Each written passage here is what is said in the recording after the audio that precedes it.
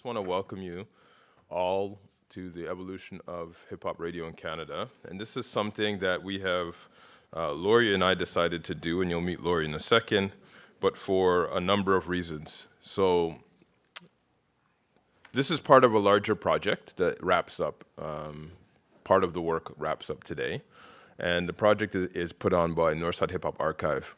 And the project is called the I Was There Project. And what it is it's about identifying key players, key individuals and in cities across Canada where hip hop culture has been nourished by these individuals. Sometimes it's radio shows, other times it's individual MCs or artists in the community. So we started this project March 9th in Montreal. And we went out there and met a man by the name of DJ Butcher T, who some of the amazing stories that we heard, and I'm not going to take up tons of time because these are the important people, is that hip-hop has been thriving in Montreal since the early 80s, long before we had heard of hip-hop on mainstream television and these sort of things. We honored Butcher T in Montreal on the 9th. On the 11th, we headed out to Saskatoon and we honored Equil, and she has been doing her thing for the last 19 years in a 400,000 person city, right? So being an MC in a city 1/3 the size, or less than 1/3 the size of Toronto is significant. But she also represents the Indigenous women in hip hop out there and all of the Native communities across Saskatoon. So we honored her on the 11th.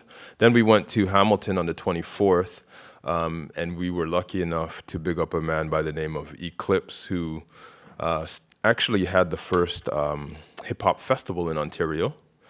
In Hamilton, Ontario, and it was a graffiti festival called Concrete Canvas, and he's a visual artist, so we put on an exhibition, which is up now in Hamilton until April 6th. And now we've wrapping out this tour really in Toronto with a man by the name of Ron Nelson, who we will talk and hear from this afternoon, who was one of the key architects in helping hip-hop start here in Toronto and starting it here at Ryerson. So I would need to thank a couple people. So these folks, the FCAD, this is the Faculty of Communication and Design, where I'm a senior researcher here at the FCAD Forum for Cultural Strategies. And we also have a couple other sponsors, Canadian Heritage. So the federal government thought this was a good idea, so they decided to support us. So shouting them out. And then also the Alan Slate Radio Institute, which is run by Associate Professor Laurie Beckstead, who is here today. She is the director of the Alan Slate Institute and one of the brain children, alongside young child like me, to put this thing on. So, Laurie, please come up. Hi, everyone. I'm so glad you could be here today, and we're super excited to host this event here as part of the Alan Slate Radio Institute in the RTA School of Media at Ryerson University. The Alan Slate Radio Institute, as you saw, our space is there. We've got lots of production studios, and we have a space where spiritlive.ca, which is our student-run online radio station, is run out of. It was funded by the Slate family, a generous gift from them, and we're delighted to be able to have this space where we can make radio, where we can discuss radio, where we can have events like this to honor the heritage of radio in Canada. I also think it's really fitting that we're having this event here at Ryerson today, of course, because down across the campus in the basement of Jorgensen Hall, in the dingy old basement, was where CKLN was, and that was, of course, where Ron Nelson started his show.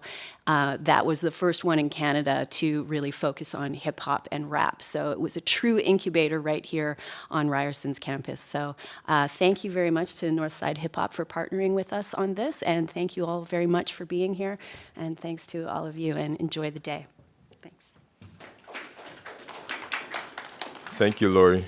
And without any further ado, I want to introduce our moderator for this panel. This is a panel on community radio community hip-hop radio in Toronto. And just to give you a bit of background, I teach here at Ryerson, and I teach a course on black music, and I also teach a course on popular culture. And without these folks here, I can't really teach about hip-hop radio in Toronto or Canada, right? Because we've all been doing it, but we don't really have documentation of much of it.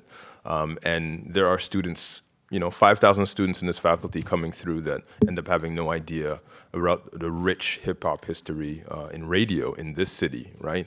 And in other cities around. So Jelani J. Wise Nias, everyone knows J. Wise from Flow 93.5, was born in Antigua in 1977 and has lived in Bermuda. Now we're lucky to have him here living with us in Toronto.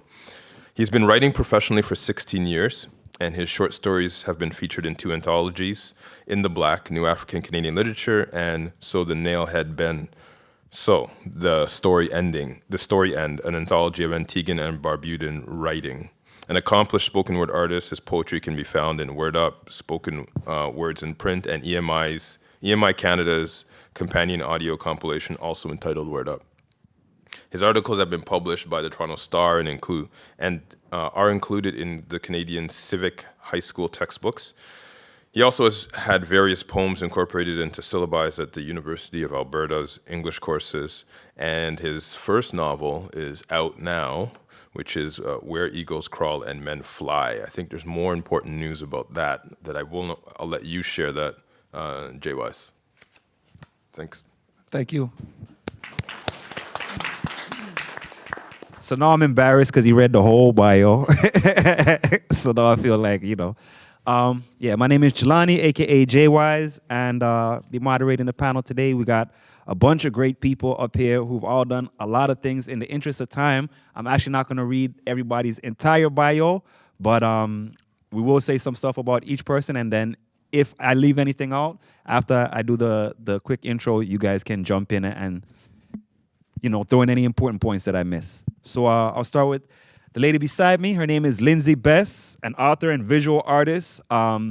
She's volunteered at CKLN and also took over the Drop in Dime show when Gemini left. Crazy creative person and real radio talent who didn't want to get into radio, and I'll leave it to see if she wants to add anything up to that.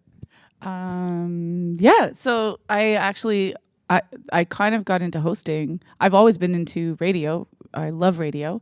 It's a very powerful medium, community medium.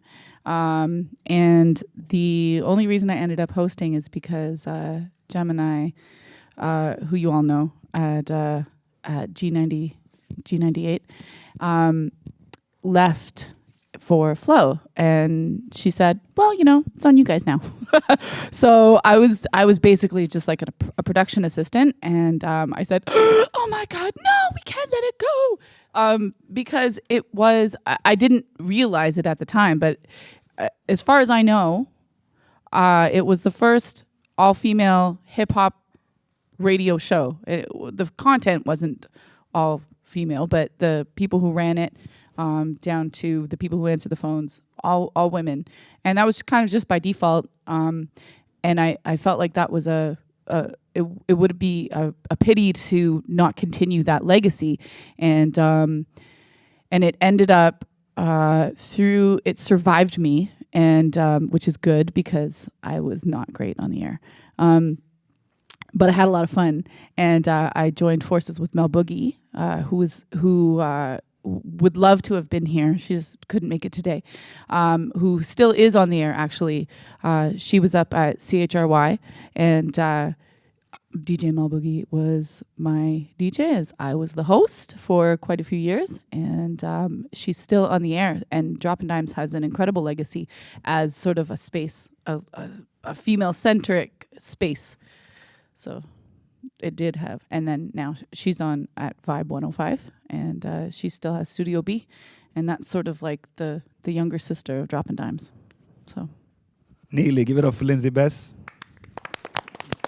Thank you. Next down the line, we have Motion. I don't even have Motion's bio in front of me, but that's cool because Motion has done so much stuff in this city, and she's such a legend. She gets embarrassed when I say that sometimes, but she really is. As far as an MC, a teacher, a writer, a playwright, in a writer's room on TV shows, her music, radio show host, one of the original members of the Masterplan show. Motion has done so much in the city and taught so many generations of all of us. She was also one of the instructors at Fresh Arts, which was one of the programs that helped to birth a lot of the talent that came out of the city. Actually, not help to birth, but help to refine and polish that talent into something else. I could go on and on and on, but I'll turn it over to Motion and see if what she wants to add to that. Thanks, Jay.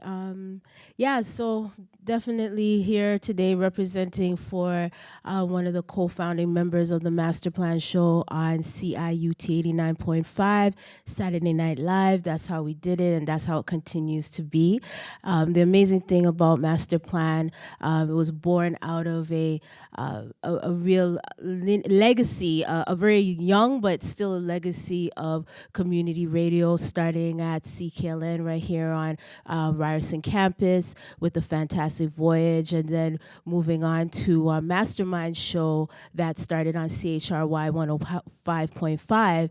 And then, before you know it, myself, DJ Power, DJ DTS, and John Bronsky, and then the list built from there, started a radio show at CIUT, which is on the University of Toronto campus. So Masterplan show amazingly has had a continual long-term life that has spanned over, I think, over 25 years now, and started in the late 80s and still playing every Saturday night from 8 to 10. And yeah, so looking forward to speaking more about it and also talk about how all our shows have intertwined in some way or some fashion. Thanks. Motion. Next up, we have Theo 3. Theo 3, Von Roadman. Theo 3 is a community building, Toronto boosting representative. He's been involved in numerous citywide initiatives, including hosting the flagship radio show Stylistic Endeavours on 89.5 FM for over 10 years, which is real works.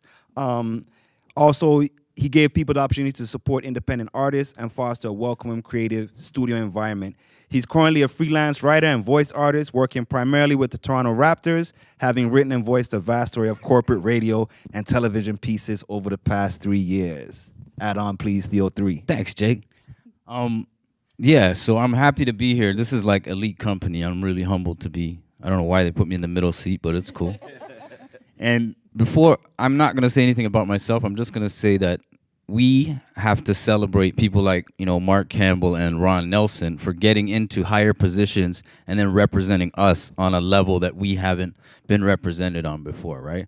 So it's really important to have this conversation in front of all y'all, which is not like a common thing, right? So I salute you and I thank you for including me in that.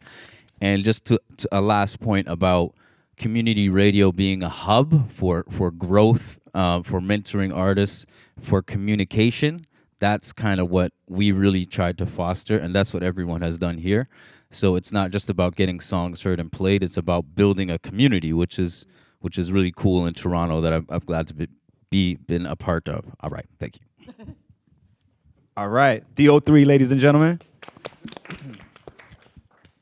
Next up, we have Chedo, who's the founder of The Come Up Show, which is one of the big shows representing his award-winning radio show and multimedia website. Through the show and his YouTube channel, Chedo's interviewed over 500 artists. Wow, that's a lot of work, bro.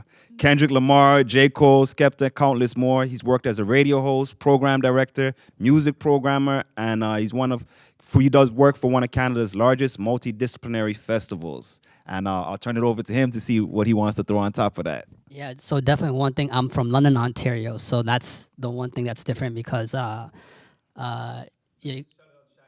Shad K, yeah. So I started the radio show at the University of Western Ontario in London, and because being from London, I wasn't happy with what was on London radio, and I thought I could do a better job, and I just started the show. And now I'm living here in Toronto, but the show still continues, and I recruited somebody to carry the name, and this April 19th will be the 10th year of the Come Up Show. Congrats. On 94.9. Yeah. Wicked. Claps for the 10 years. All right, my man. Somebody asked me if I'd met DJ Grouch today, and that gave us both a good chuckle. DJ Grouch definitely left his mark in hip hop. He's performed with various Canadian and international hip-hop stars. He's traveled across North America. You could hear his cuts on a lot of classic T-Dot tracks, including the Father Time remix and Thematics from Grassroots featuring RC. Also, well, let me get to the part that he told me that I should say. Former radio guy and battle DJ, currently DJing, teaching, and producing. That's Grouch. But that doesn't say all of the different stops he made and all of the things that he's influenced. But Grouch is a humble man, one of the premier DJs in this city, representing hip-hop for a long time. I would say from like at least, what? I want to say... 93. Okay. Yeah. See, I was going to age you a little bit. No, I mean, I was DJing already for like 6 years before I, really got out there, So, yeah, I mean, I'm like Theo, I'm not really going to talk about all my accolades or whatever, but I firmly believe that college radio helped, helped me become a better DJ, a better selector of music, you know what I mean, and to gravitate to stuff that wasn't getting played on other stations, you know what I mean?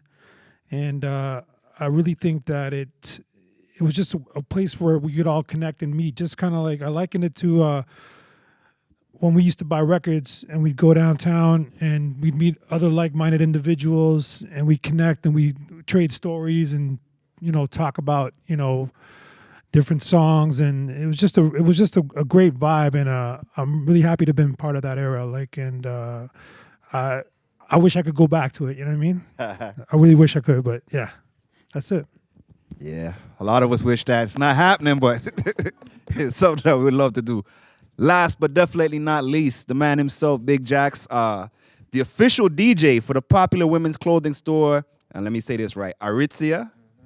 Okay, I'm very fashionless, so. So am I. It's all good. If I said it wrong, woo. All right. Most recently, he's forged a new lane for himself as the co-founder of the GGBR Records and Tapes, along with his partner Pozak. The record label is a platform for them to release not only their own music in a tangible form, with a focus on vinyl and cassette tapes, neatly, but projects from other artists they truly believe in and stand behind. And just a couple years ago, Jax was invited to spin and be interviewed on the world-famous and legendary in hip-hop Sway in the Morning on XM Radio's Shade 45 channel. So give it up, and if there's anything you want to throw on top of that. Yeah, I'm happy to be here. Also, too, I guess just to add to that, I went to Humber for radio broadcasting and stuff, too, so got that, the formal training. But I spent years at CHRY coming up with, a lot of cats in this room. And I'm still on there now. It's Vibe 105, and the show's called The Plug Monday nights. But I was here at Ryerson as well on 88.1 Saturday afternoons, 1 to 4 for the Mixtape Massacre show. And it's crazy for me to be beside Grouch too, because he's actually the first person who put me on radio back when I was like a teen, back when I was rapping. Yeah, so it's an honor to be here. Now you dated me. All right, so let's give it up for Big Jax and the panel. And now let's get to the heavy lifting. Super heavy lifting, so I hope you guys all did your workout this morning and your stretches. No, I'm playing. Let's start off. This is 2017, and all of us started radio long before 2017, community radio. And so the environment of community radio now is not the same as it was when we all started. But I would like to take you guys back to when you started and real quickly just ask everybody to go down the line and tell us what was the year that you started in community radio, and let me see one else thing. What was it that got you to go into it? So what was the year, approximate year for those of us who have foggy memories, you know what I mean, around the date, and what was it that made you decide this is what I want to do? Start with me? Sure. Since you volunteered. You looked at me, so anyways. I think it was either 93 or 94. And I had found CKLN either through hearing somebody talk about it in high school, or I had just been wandering around the dial, and I heard somebody give away one ticket for a show, and I was like, who gives away one ticket for a show? And which is totally community radio, right? Because that's what they get from the promoters. And so I kept listening to that station, and of course I was hearing hip hop, and I was like obsessed by that, like really obsessed with hip hop from years. And I was so obsessed that I had to find out where this place was. So I went down and asked somehow I could be involved, which is when I met Gemini, who was one of the first people I met. And she said, hey, we need somebody to shelve records. And so I shelved records at CKLN in their very dusty basement for quite a few years. Nice. Anybody else want to take it up quickly? Masterplan show started in 1989. Wicked. And what brought you into it? There was a spot open at the station that we had heard about. I think it was the poet Lillian Allen had told us that, told myself and Power that she heard that they were looking for somebody, or that there was a space open on a Saturday. So me and Power went over to CIUT and basically went and talked to them and said, yo, we want to do something in that spot. And then finding out later on that they were also looking for, interviewing other people, basically. And so when we arrived and we're thinking, okay, yeah, we have a radio show. And then there was DTS and John Brodsky as well. So we were going back and forth every other weekend for like a couple months. And then we ended up said, look, let's just do the show together, because we can do it. And that's how we basically started off. Nice. I think, I started like late 90s was when I first started like volunteering at CHRY, and like we were doing like overnight, just anything that we could get. Like, so we'd be doing stuff at like 4 o'clock in the morning or whatever.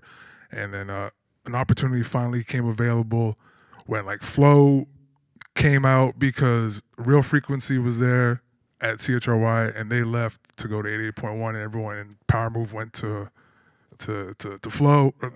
Did I don't even remember. Yeah, X went.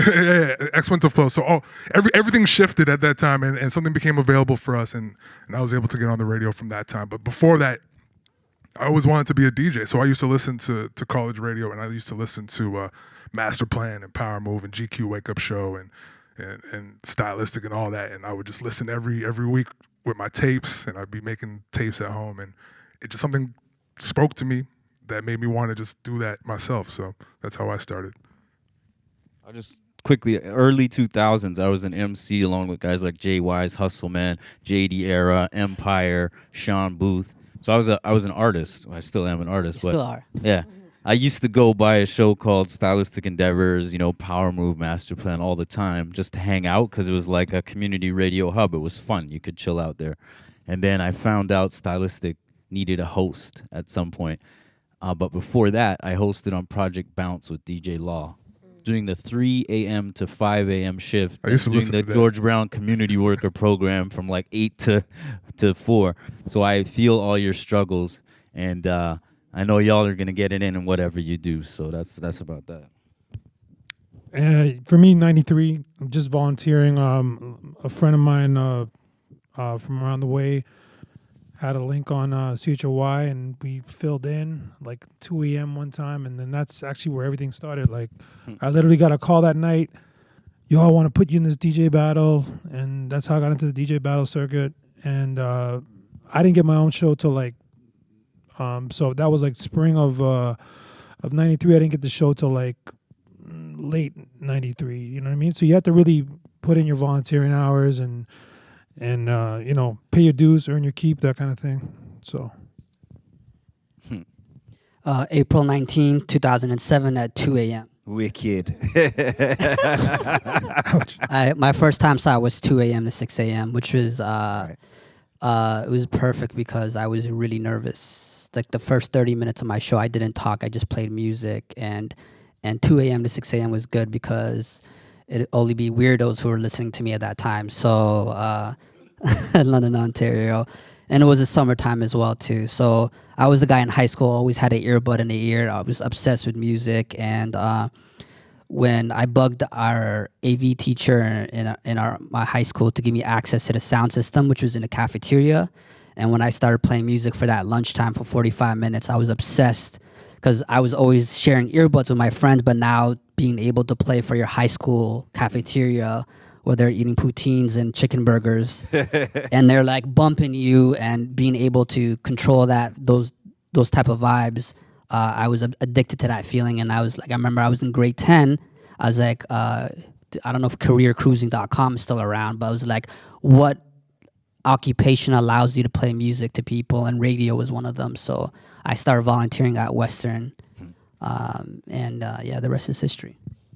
So you saying that reminds me of a teacher who told me that I would never find a job that allowed me to wear jeans every day and talk a lot. When I got that job, I was like, ooh, I wish I could find her. Anyways, don't mind me. Now, we all know the history of a lot of community radio programs that come, they start, and, when people found these programs, they usually, in their younger years. And then as time passes, those people get older. And lately, I've been hearing a lot of talk, a lot of chatter about asking the question, should college and community radio, especially college radio, be programmed specifically or exclusively by college and university students, or those who are of that college university, that general college university age? So I'll put it to anybody who wants to take it. What do you guys think about that? Well, I have the unique experience. I was a program director for 2.5 years of CHW, so I was managing 75 radio shows and 100 people. If the thing about college and university students is they're going to be gone, whether if they're gone for the summer or they're going to be gone in 4 years or in 2 years in their college, right? So there's always going to be that turnover, and it'd be really hard to have a consistent sounding station or shows. And our station was unique as well, too, because we always had somebody for 23 hours in a day. So, the only time was pre-recorded was 6 a.m. to 7 a.m. So as a program director, if I could only rely on students, I would have a really hard time to, make sure the station sounds good. And the community is a big part of who's going to listen to the show, right? So I was a program director at 2012, and I would say the problem was a lot of the college students probably didn't even listen to the station. That's right.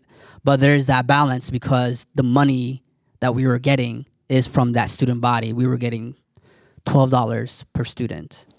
So my general manager, my boss, he felt that it was really important to get the student body involved as much as possible, because in Guelph, this happened a few years ago. They had a referendum. The student body said, we're not going to fund the station no more, and they're done. So, because students could say, hey, if we're spending $300,000 a year on the station and we're not getting the value from it. So there's a balance there. If your funding is relying on students, you need to engage and get them involved, but you do need the community to make sure that the station is top notch and that people from the city are going to be listening. Anybody else want to add to that or keep it moving? All right.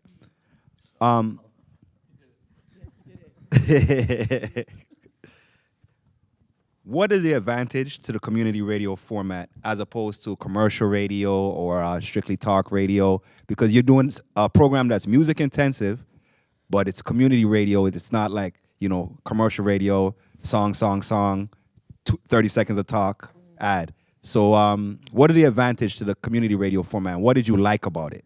I think Theo made a good point when he talked about just building that community and just building a family and just something that people can identify with and come together with and stuff like that. And I think that you get that with community radio. That's why it's community radio, where commercial radio doesn't really build it like that. You know what I mean? So I think it's important to have that. I would say getting away with playing swearing. I see that when I started, it was 2 a.m. to 7 a.m. kind of thing. And then when I got on the early morning one, that's when I had to be careful. So, and I don't know if, some of you guys don't know that, but there wasn't really a lot of radio edits when you bought an album versus buying a single, and we were all young dudes, not making a lot of money, and, you can't spend money on buying a bunch of singles, so you buy the albums because all the singles are on the album. So I bought the Mobb Deep album. There was no clean album of that Mobb Deep album. So how am I gonna play it?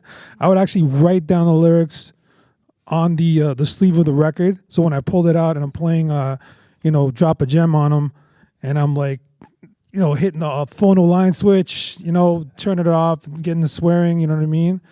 And but yeah, I loved it when it was late night because 10 a.m. to midnight. Yeah, hell, I'm cussing galore. We weren't cussing on the air, mind you, as far as hosting or whatever. But certain words you couldn't get away with saying, obviously. But yeah, for the most part, I was just letting it slide. I also think that the format of college or community radio makes it and made it more accessible to the listeners as well as to the programmers, because you basically have shows that are curated by people who are on ground zero of the culture, and so they're showing a different way of and teaching like the general listening audience a different way of listening to music, a different way of thinking about music, and not just the music but the culture too. So being able to not be so much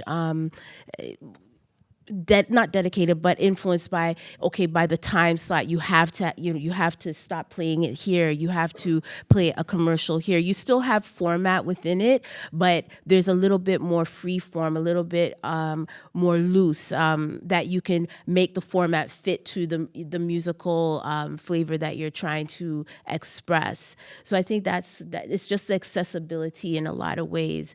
It allows also for the personality of the DJ or the host to come out a little bit more because they're taking you through their heartbeat or how they're listening to and discovering this music. So that's just one way. I just feel like, and in that way, it's a lot more organic. And the motivation behind anybody, I'm gonna assume, all of us here, is that it's love. Love for the culture, love for the music, and that that is broadcast. You feel it, and as a listener, and not to say you don't love your job. If you're doing commercial radio, but the commercial radio is based on it's a business, and it's a slightly different. There's a different vibe. Nothing wrong with commercial radio because it's good to hear. Jay, can I just start two thoughts? Quick. Quick. Go for it, brother. Quick. Okay, first of all, because Vaughan Roadmans, me and Jay. So I grew up Arlington and Vaughan, and Motion, being from the Masterplan show, like Dudley Laws, who's a legendary black activist, was right up the street from me. Black Action Defense Committee. I didn't really even know that until I listened to the Masterplan show. And all kinds of talks were not just about music, but about community events. And that's something where it just sparks your brain about a whole different, a bunch of things. And also Nefarious coming on your show and rapping for 40 minutes, which would never happen on commercial radio. If you look on YouTube, you'll see there's a guy named Quezro, R.I.P., who died, was one of the best MCs out of Toronto, and Collision. And they rapped for literally freestyle for 30 minutes. And that got a lot of us rappers into the game, like as far as we were so energized by that, right? So that's community radio. Yeah. Now, one of the advantages of community radio is that you can really do, I guess what they would call niche programming, right? That you can program to a specific audience very purposefully do that. But now we're in the age of satellite radio. Let me tell you, I got in my friend's car the other day. We were going on a little journey, and he put the station. He's like, "Oh, I got just the station for you." He puts the station. It's a station with black comedians, 35 plus. Think about that. Black comedians, 35 plus. I gotta tell you, I'm not used to being the intended audience for programs. In general, you know what I'm saying? And this is a program that I was like, somebody thought about me specifically and programmed a radio station, and all they play is stand-up from black comics over the age of 35. So in that age, the satellite age, where I can go niche, but I can also go niche without the day parting. Now, a lot of you guys are radio students, right? Am I correct? No? Communication students, media, nothing at all? Okay, do you guys understand the concept of day parting? Yeah? So, okay, a lot of people don't. I'll do it real quick. Day parting is programming music based on what time of day it is. So, like, you notice you turn on your radio in the morning, you don't usually hear, like, a lot of heavy, hard stuff. You hear light stuff, and, you know. When I was little, I used to play Morning Has Broken every morning. That was BBC Radio in Antigua.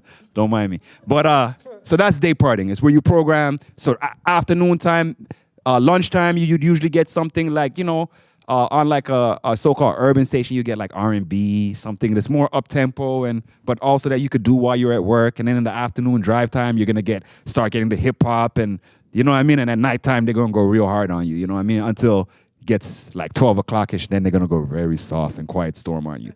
So that's day parting. Satellite radio gets to be niche all day, no day parting. How does community radio survive in the age of satellite radio? Maybe satellite radio is the new community radio because there's the internet. And I don't know. It's different. It's not so localized, and we're totally... that's all we had back in the day, and I'm wondering if the internet would have totally, I don't know, what it would have done to our sense of geography and location. I'm not sure if that answers anything, but I just because the internet, it just exists and it alters the landscape of how everything is done. I would say community. The importance of community radio is community, right? That Toronto artists can't really be on that satellite radio unless they go to New York or whatever. Lets you know what's happening in your community. I think that's the most important thing, because when I started playing when I started my show, I was playing everything, but then when I started having artists from the community on my show, they would tell their mama, their friends, they're like, I'm on the radio, make sure you tune in, and everybody tuned in. And you know, I kept highlighting and showcasing and interviewing Canadian artists, local artists, and that increased the profile of my show. So I think community, you know, with streaming and all these other type of stuff, you'll be able to listen to syndicated programming, but I think most of us have an interest of what is happening in our backyard. I think that's even more important today that satellite radio station can't compete with. Also, I think looking at the whole thing, going back to accessibility again, because who has the access to satellite is, you know, basically even though we're supposed to financially support college radio in some form or way, usually through fundraisers and things like that, but it is basically a free medium. We can listen to it for free. It also is a very live medium, which I find is very different than even the whole world of podcasting or satellite, because with college radio, you're dealing with what's being heard right now, what's happening today. You know, you can do events or talk to people who are in the city right now, or always looking at the whole thing of liveness, where I think there's a different some different mentalities that you have to go into satellite and podcasting with, where you're looking at how big is the geography that you'll be speaking to, how local can you really talk about without you know, keeping away or separating other audiences if they're listening from South Africa or France or whatever. It's just a different way of approaching it. And also, how immediate can you make the content? You know, can you speak about something that's happening, you know, March 31st today without dating your content or dating your show? So I think they play some different roles, and what's amazing is when there's platforms where people are able to find the way to make all the roles live within the same show. It's challenging, but I believe it can be done in some ways, and has been done. Nice, you guys are so intelligent and articulate, man. If you had to think back, for those who aren't doing your shows anymore, think back to your show. And for those who are still doing the show, think about what your show represents for you and you know, why you do it. And now I'd like for you, just a bit of imagination, if you had to pick a group or an artist that represents the spirit of what you were doing on your show or what you're doing on your show, who would that group or artist be? And I'll give you a second to think about it. I know back when I was on the Masterplan show, for me, my group would have been Public Enemy. Because that's how I felt at that moment in my life. You know, I was young, and when you're young, you're Public Enemy. And I think probably Black Steel in the Hour of Chaos or a joint like that, just real, you know what I mean, what us did the spirit. No, I only say that to give you guys time to think about your answers. So you weren't really supposed to be listening to me that hard. So yeah, if you had to pick an artist or a group that represented the spirit of what you were doing on the air, who would that be? I think for me, when I first started, and even till now, I mean, we always want to just keep it raw and everything, and like a group that always represented that for me was Wu-Tang, right? So, and I mean, like I think about that skit on the 36 Chambers album where they're like, where Ray says, we got something the world wants to hear because this is what we want to hear. You know what I mean? So that kind of just represent what I was doing and what we do on the show. Dope. I think, man, there's so many to choose from, but when I look back, I think one of the key groups that we played all the time was Gangstar. Yeah. And they're like, they're working class type dudes, you know what I mean? And they put in work. That's one of the titles of one of their songs, and actually one of my favorite Gangstar songs. So I felt like we really tried to represent that, and just we put in the work, you know what I mean? And I like to look at it like we left on a high note. We didn't, 2008 is when we ended the show, 15-year run, and we had a good run. It was just time to go. It's time to quit. You know what I mean? So that was it. Wicked. I like that choice, man. Gangstar. Yeah, one. Anybody else ready? I guess I'll go. Last February, we wrapped up the show Stylistic Endeavours on 89.5, and it was running for 20 years, let's say. And really it brought like DJ culture and, basically going back to back on 4 turntables, which was, representing the skills, and a lot of guys like DJ Grouch and X and things like that. DJ Sirius, who started the show at Planet P, they came up together, right? So it's that type of selection vibe. And I had a bit of different musical taste, but when I came there, the show was called Stylistic Endeavours. So I felt like those guys gravitated to a whole bunch of different styles, but maybe casual and the West Coast type of vibe of MCs, because it was a little more 4-element type of stuff, graffiti culture, breaking and stuff like that. So that's the vibe I got from Stylistic Endeavours. Well, going even non-hip hop, which is crazy, but Roy Ayers is the first name that came to my mind because Masterplan, in a lot of ways, many times we used to start off the show with something like a Roy Ayers, some type of break beat, something that people would be hearing transformed into another song or a new song. There was always like this sort of cool out session that happened for the first 5 minutes, where it was like totally a digging in the crate moment, and always very educational, even and definitely for me, because that's how I used to discover new records or that were old, things that I didn't know about. And then on the flip, I thought of both Boot Camp and KRS because of we always had like a little very much a boom bap aspect, but then a little rootsy aspect too, in the show. So I know Soci one, but those are the 3 that came to my brain right away. Actually, I just want to chime in because that's factual, because every time I used to listen to 89.5, this is before I was on the radio, I got schooled on a lot of stuff that I didn't know about. And there's a guy there's an unsung hero in the city, a gentleman by the name of Paulie Lopez, who pretty much, vibes and stuff was something I would listen to religiously, and I would hear breaks and all kinds of things that I had no knowledge of, you know what I mean? So it was just, so I remember hearing that on your show too, when I would listen too. So yeah, definitely. Yeah, DTS and Paulie Lopez are my originals guys.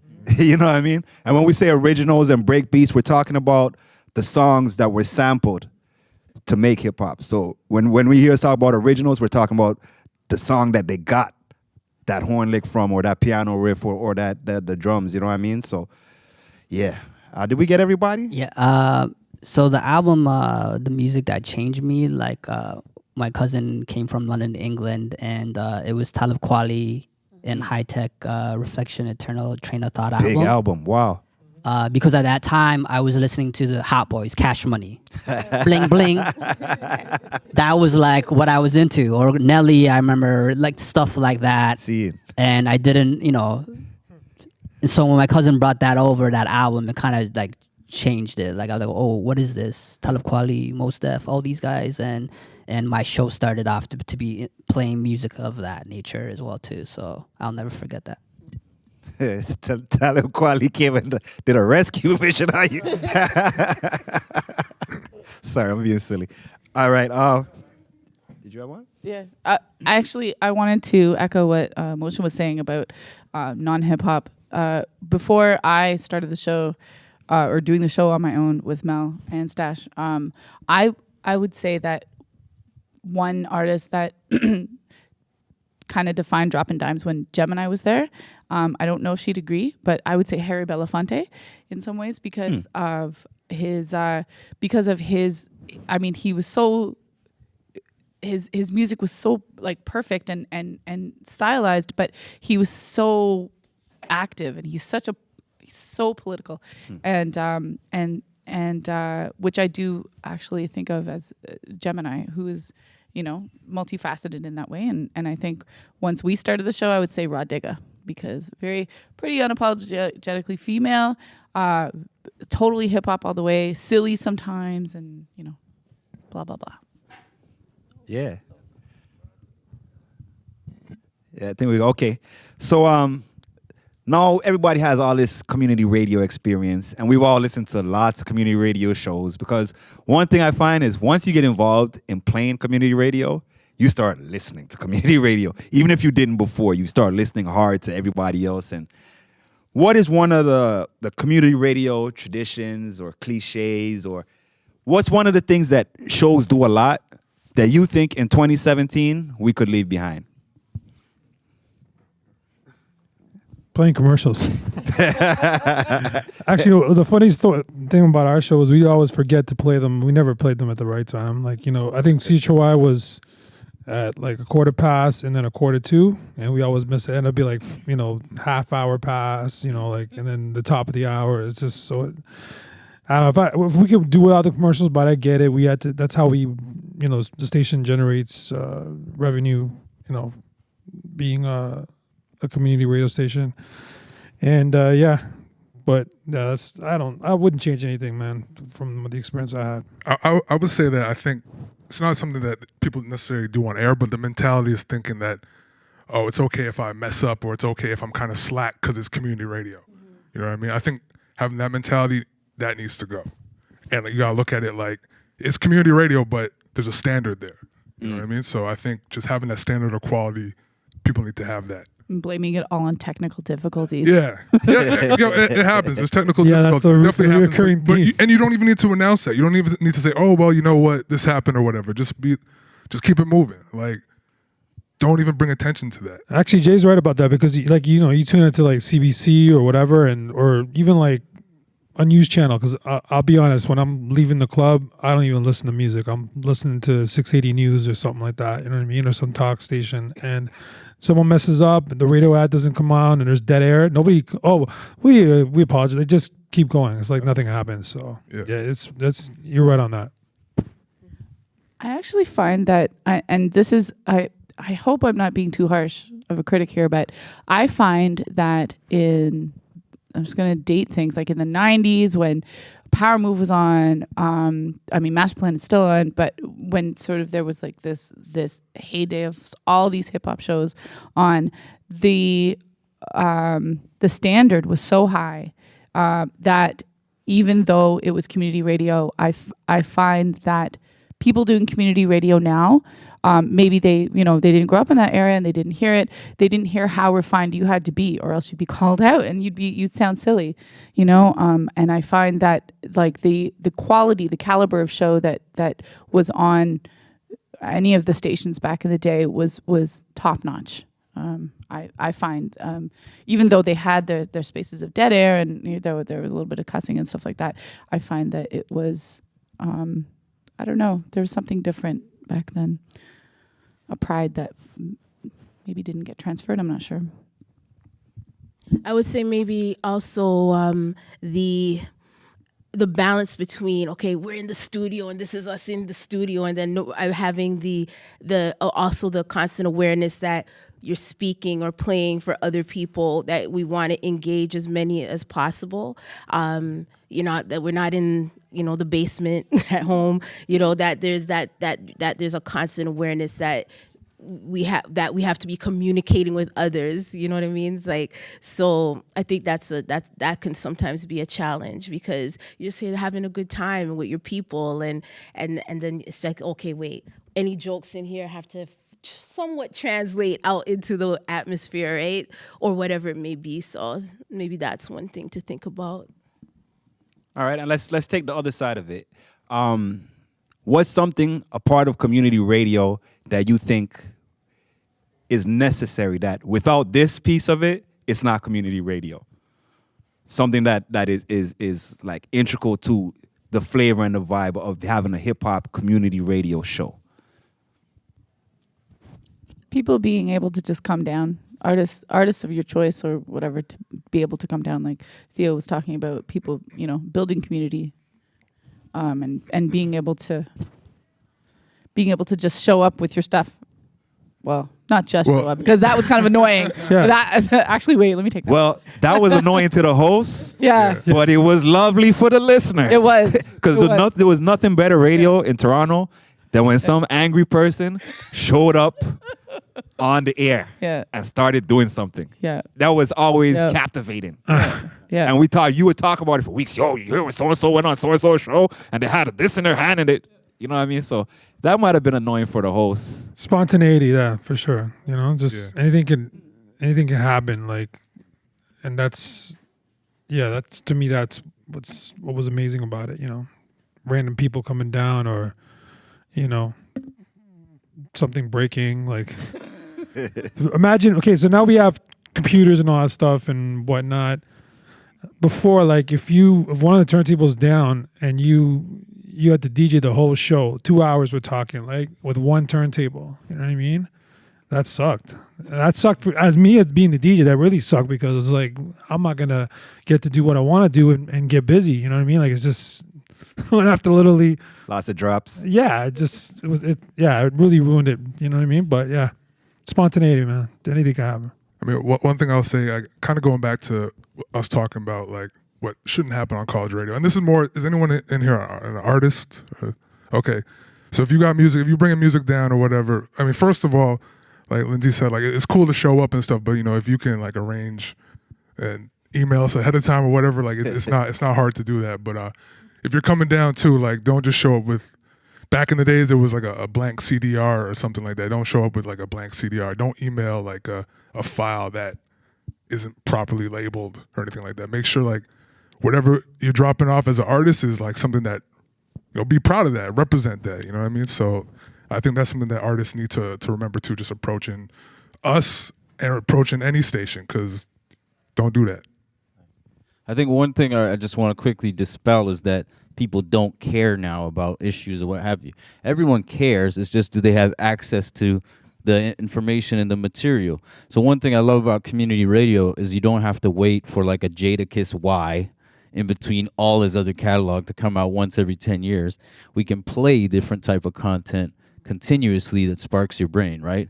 And that's something I really think is valuable about, community radio. All right, at this point, I've run out of all my questions. And so I will turn it over and put the work on you guys. If there's anybody out in the audience that has a question, I see my man in the back's had his hand up for a while now. So we'll start with you, and then we'll continue on.